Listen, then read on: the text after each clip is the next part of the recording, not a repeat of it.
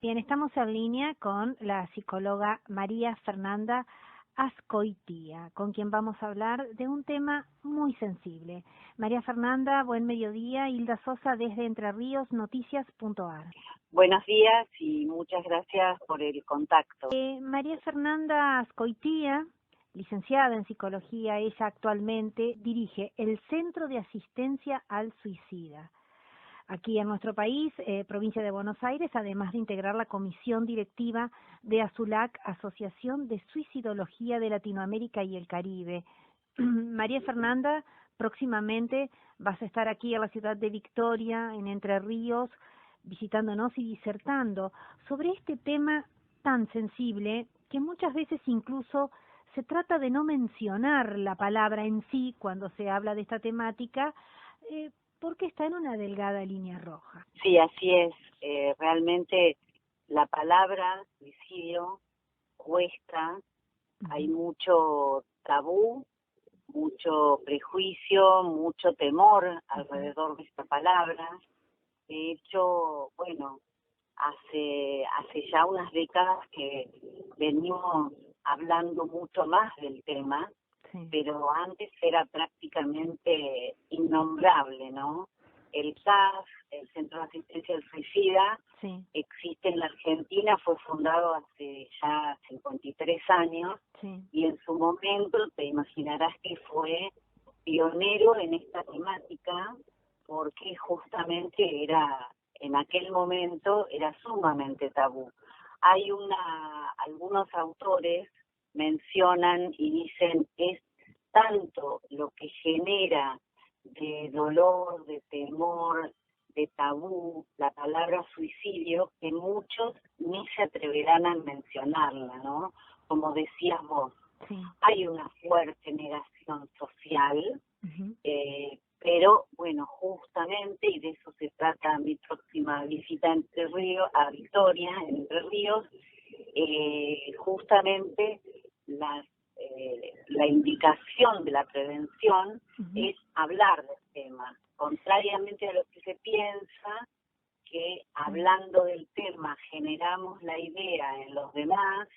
En realidad, la idea está en el sufrimiento de la persona que está viviendo alguna situación difícil y no la ponemos por hablar de ella, ¿no? Esta es una pregunta muy trivial y que seguramente te la han hecho muchas veces, pero creo que es estructural en esta temática. ¿Cómo se puede ayudar a una persona que tiene este intento y que incluso, como muchas veces se escucha también decir, avisan? Primero hay que tomar conciencia de que uno no puede salvar la vida del otro.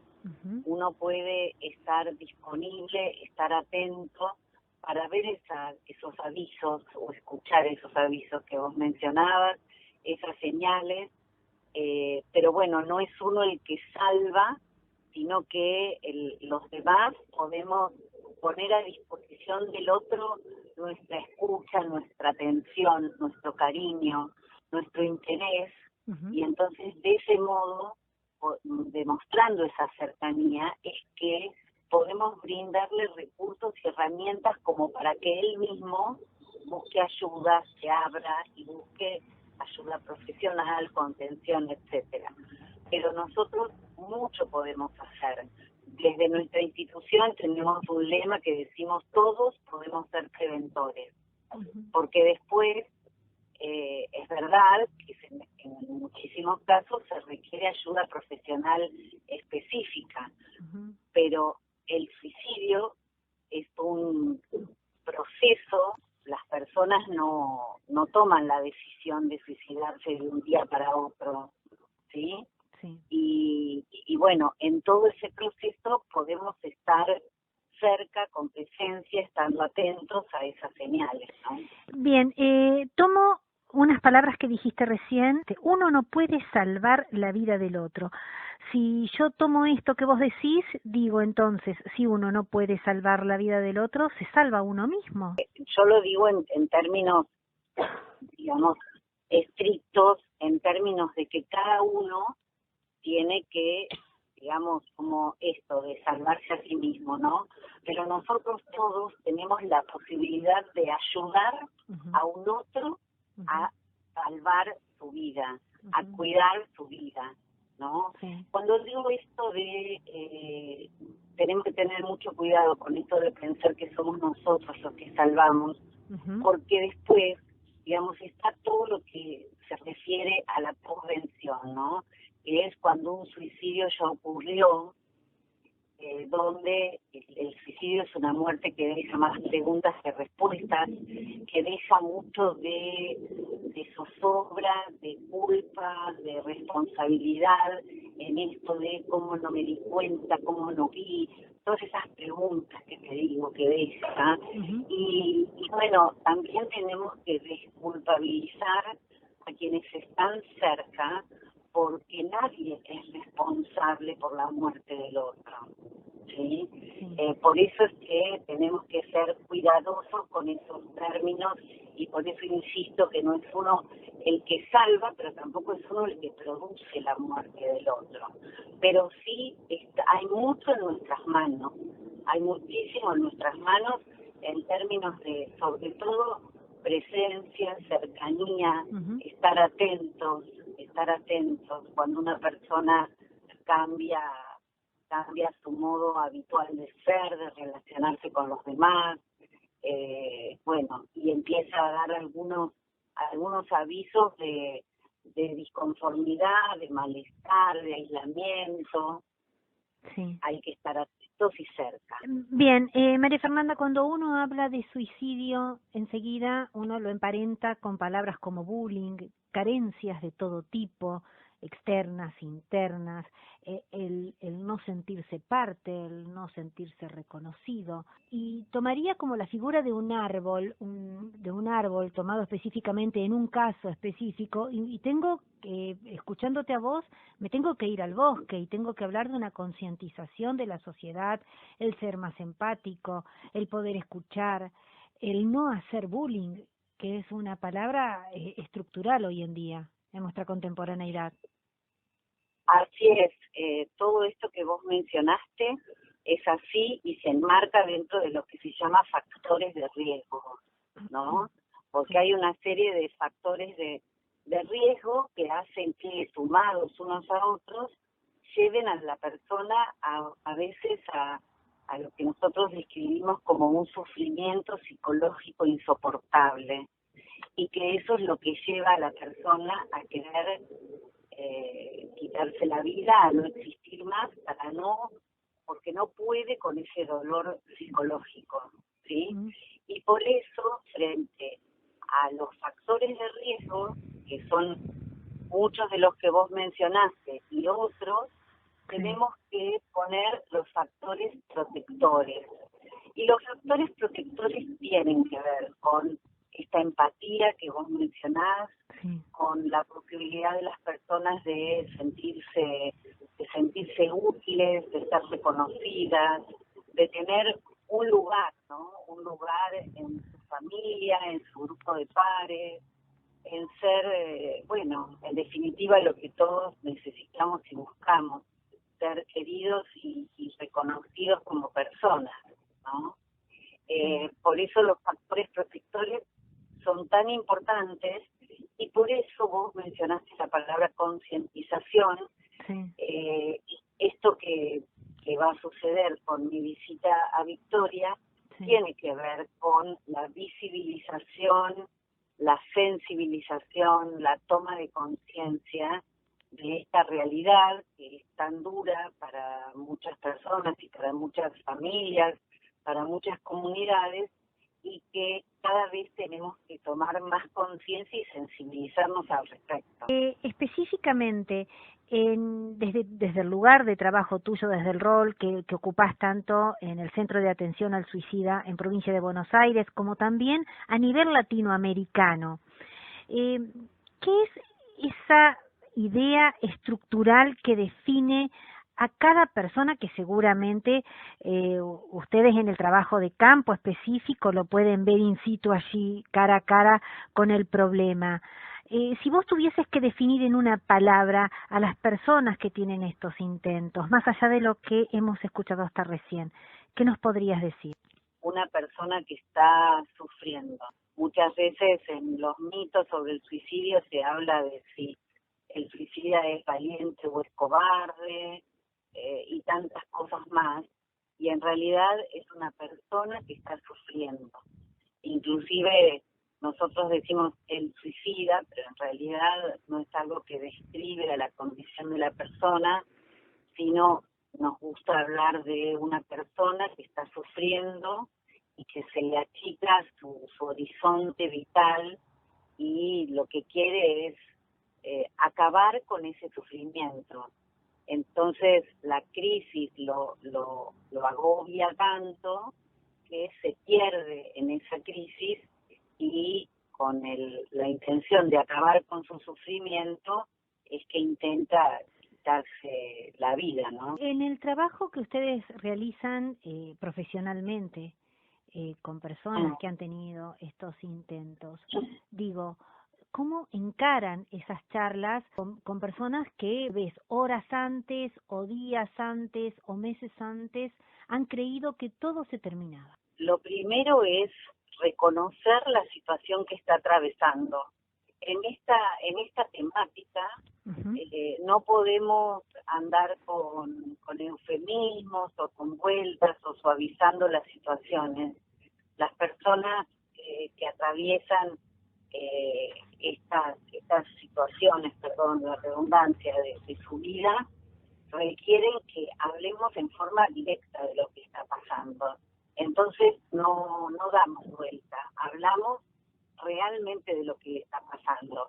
Y lo primero es reconocer el dolor, la desilusión, la impotencia.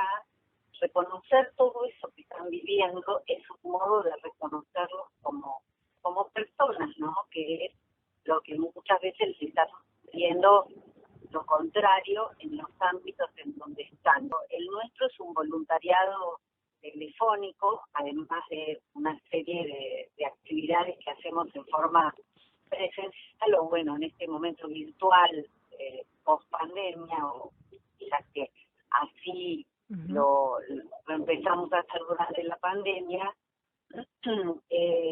Y en este voluntariado lo que prima es justamente la ayuda al prójimo, realmente con mucho amor por la tarea y mucho amor por las personas que están necesitadas y que por eso llaman a nuestra línea, ¿no?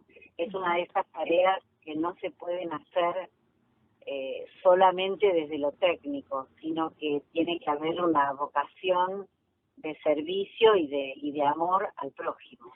Bien, cuando han trabajado en innumerables casos, seguramente, y luego de esta parte tan importante del reconocimiento de la situación que la persona atraviesa, de ese dolor, de esa desilusión, de esa impotencia, ¿han logrado que ese dolor, desilusión, impotencia se transforme en un sueño promisorio? Cuando yo te mencionaba esto de la mirada cerrada o de que se achica el horizonte, creo que sí, dice esa palabra, justamente hablando de lo que se intenta es abrir justamente alternativas, abrir posibilidades y el tener proyecto, y el proyecto no es el gran proyecto, el proyecto a veces es lo cortito, lo chiquito, lo que está cerca, lo que es posible, pero que de hacerlo cambia la mirada de la persona.